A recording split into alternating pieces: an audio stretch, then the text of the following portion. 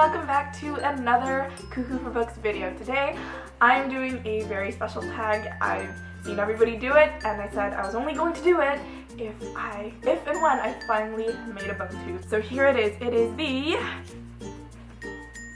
Taylor Swift book tag! Woo! So this tag goes through a couple of her songs and then you pick a book that you connect to the song and you'll find out. First song on the Taylor Swift book tag is We Are Never Ever Ever Getting Back Together, and you have to choose a series that you loved in the beginning and then midway through you wanted to break up and you wanted to never have anything to do with them, like ever. And I chose the Delirium series!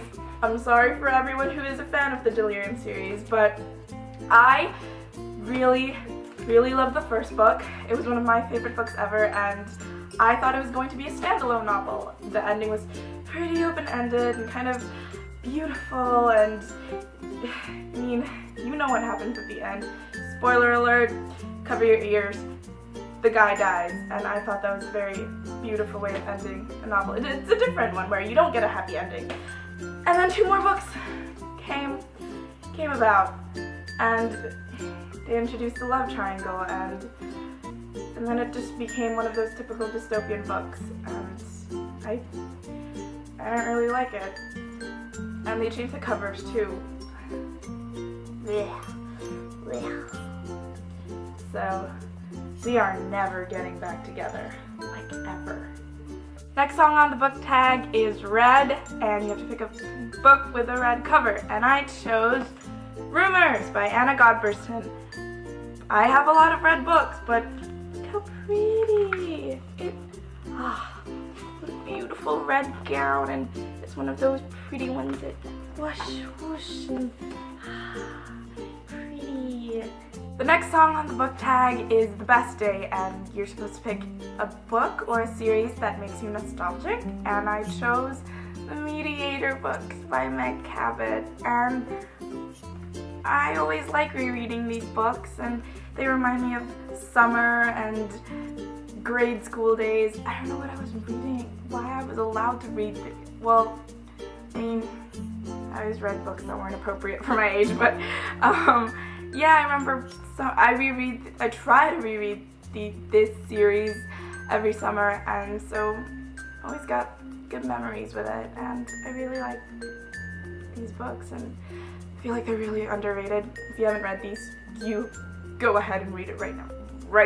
The next song is Love Story, and you're supposed to choose a novel with a forbidden love plot, and this was a hard one because I do not like love stories in books, and especially not the forbidden, oh, I can't have him, oh, but oh, I love him, oh. I don't have a lot of those books. Not the biggest fan, but I do like these.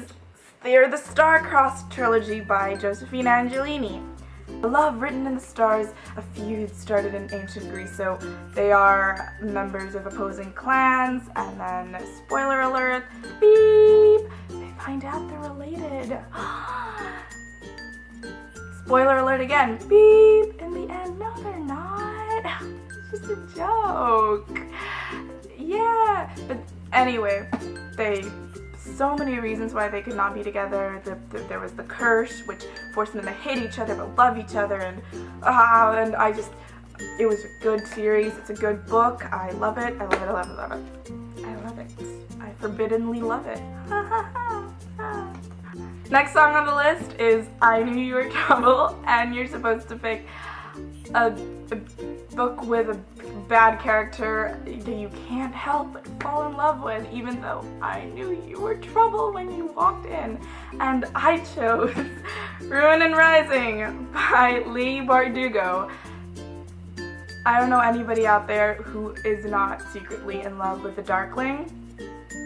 If you say you're not, you're lying to yourself, because the Darkling is secretly beautiful and wonderful, and it didn't help that when I first read his description, I immediately pictured Benedict Cumberbatch, and I love him even though he's a horrible person, but oh, he's so pretty and handsome, and he's the Darkling, and I knew he was trouble when he walked in. Next song on the book tag is Innocent, and you're supposed to pick a book that someone has spoiled for you.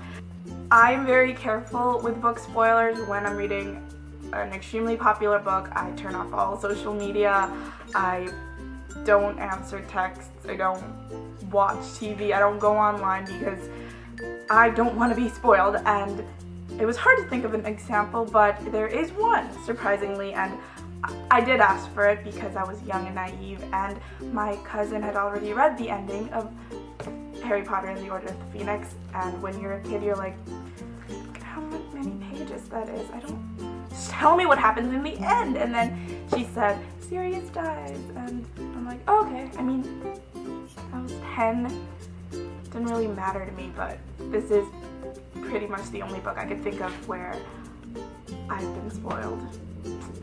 Apparently I was wrong. I was looking through my bookshelf and I realized I was given the ending to another book, and that is The Fault in Our Stars by John Green.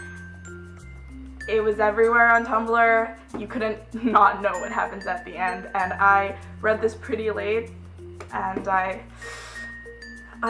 really did not want the ending to be true, and when it happened, I did tear up a bit, and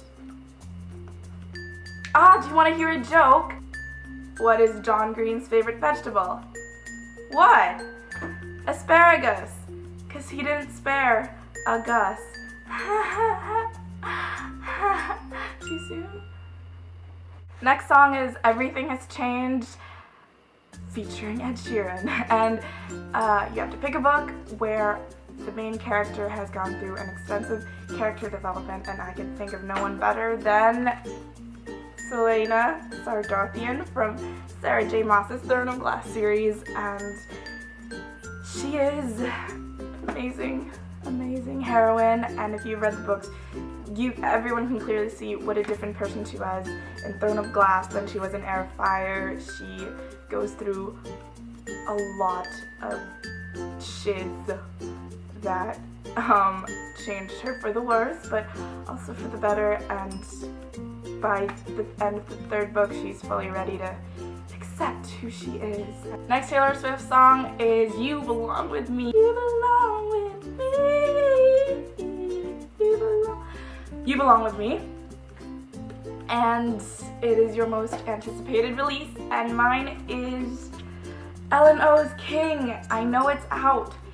If you're in the Philippines or any country outside of the US, you would know that it takes forever for books to get here, which is Mr. Customs Department and Miss Book Shipping people. I have a bone to pick with you. Get your books faster here.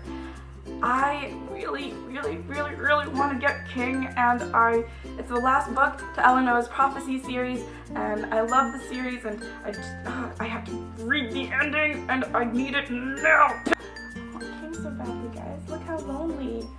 There should be one where my face is right now. I need my King. I'm a king, baby, I'm your queen. See what I did there?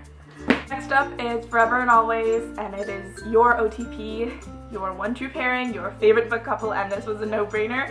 It is Dane and Numair from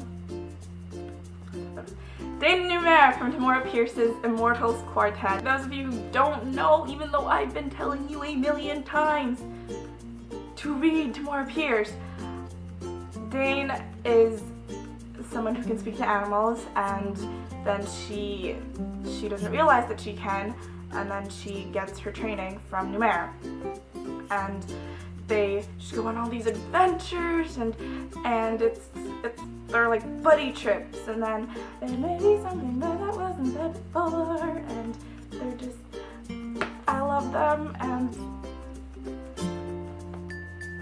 I reread these. I try to reread these every year, and every year I just fall in love with them a little bit more, and they're just so close to my heart, and I just love Dane. Numain, that's my own OTP name for them. Numair and Dane, and they're just, it's like all they have in the world is each other, and they save each other from near death, and all these adventures, and and how they're each other's home and they're each other's family and they could be anywhere in the world, but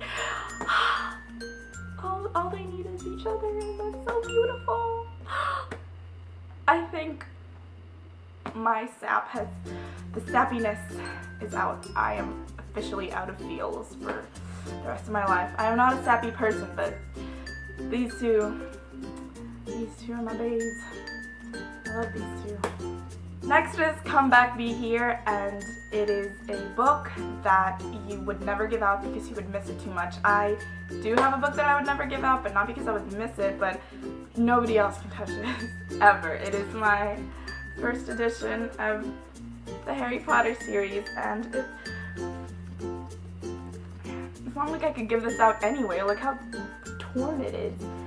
But look, it says, you can barely see it, but it says, let's see, it says August 2000, that's 15 years ago, and it was the very first Harry Potter book that I laid my hands on, and I would never lend this in a million years to anyone, and that's why I actually have another one, a new, clean, nice new one that if anyone ever wants to lend, I'd give them this, just because, or even when I want to reread it. There's no way I'm going to reread it using that. That's an antique. You would use this. Next up is Teardrops on My Guitar, and it is you're supposed to choose a book that makes you cry, that made you cry, and aside from The Fault in Our Stars, there is only one book that made me bawl like a baby, and that is Champion by Maria Lou, and thinking about it now makes me want to cry. The ending, just, I don't want to spoil it for anyone, but it's a tearjerker.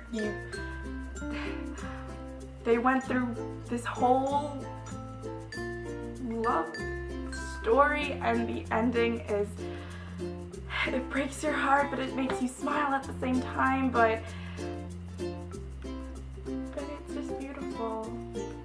And I don't cry in books, but this just made me sob. Really, really sad. Runners up for tearful books are obviously Allegiant, for obvious reasons. I don't want to spoil anything, especially now that the third movie is coming out, and those people who don't read books are like, oh, don't spoil, but for those of you who have read the books, you know why you cry. I don't have to tell you why. I don't have to give an explanation. You cry.